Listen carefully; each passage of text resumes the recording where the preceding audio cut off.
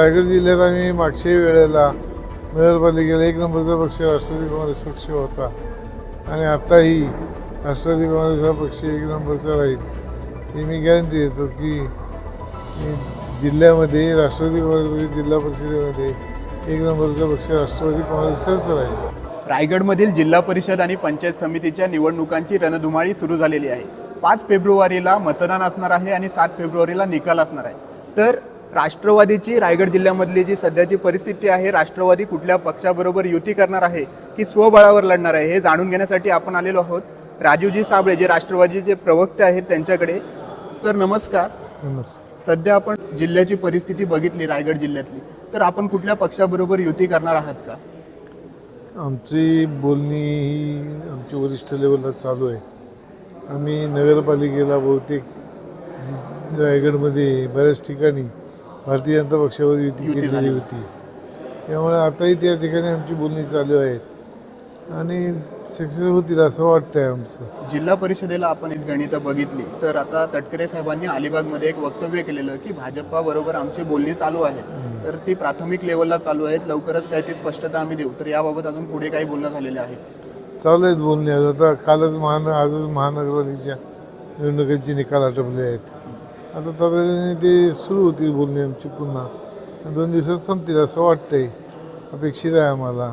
माणगाव तालुक्याचा जर विचार केला, ज्यावेळी आपला पक्षप्रवेश होता तेव्हा आपण सांगितलं होतं की माणगाव तालुक्यातील 4ही जिल्हा परिषदेच्या ज्या गटाच्या सीट आहेत त्या आम्ही निर्विवाद राष्ट्रवादी काँग्रेस पक्षाकडून निवडून आणू, अशा पद्धतीचं एक आपलं वक्तव्य होतं. तर तुम्ही त्या वक्तव्यावरती ठाम आहात का? 100% ठाम आहे. आजही मी 4च्या 4 निवडून आणण्याचा आमचा प्रयत्न आहे. जास्तीत जास्त जागा आमच्याच असतील, राष्ट्रवादी काँग्रेस पक्ष तटकरे साहेबांच्या नेतृत्वाखाली मी जो पक्ष लढा चाललेला आहे त्यामुळे निश्चितपणे आम्ही यशस्वी होऊ आणि जास्तीत जास्त पंचायत समितीचा आम्ही जिंकणारच आणि जिथल्याही 4च्या जागा जिंकण्याचा आमचा प्रयत्न आहे. जिल्हा परिषदेच्या 4ही गटातले उमेदवार फिक्स झाले का? अधिकृत त्याची घोषणा कधीपर्यंत होईल? 3 तर जवळपास झाले फिक्स. 3 गटातील उमेदवार फिक्स झाले. कोणत्या कोणत्या? एक इंदापूर गट म्हणजे तळाशेत, एक मोरबा गट आणि एक निजामपूर गट. चौथीची प्रक्रिया चालू आहे. लोक उद्यापर्यंत होईल निश्चित.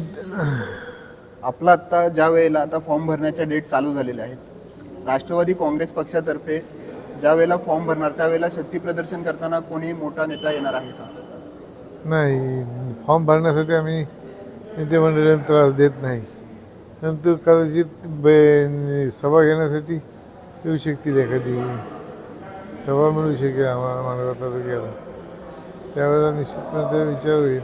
राष्ट्रवादी काँग्रेस पक्ष जर भाजपासोबत लढला तर त्यांना किती जागा भेटू शकतात आणि भाजपाच्या विरोधात लढला, एकमेकांविरोधात जर उभं राहण्याची वेळ आली तर राष्ट्रवादी काँग्रेस पक्षाकडे किती जागा येऊ शकतात? कसं आहे बघा, आम्ही राज्यामध्ये समन्वयाची भूमिका घेतलेली होती.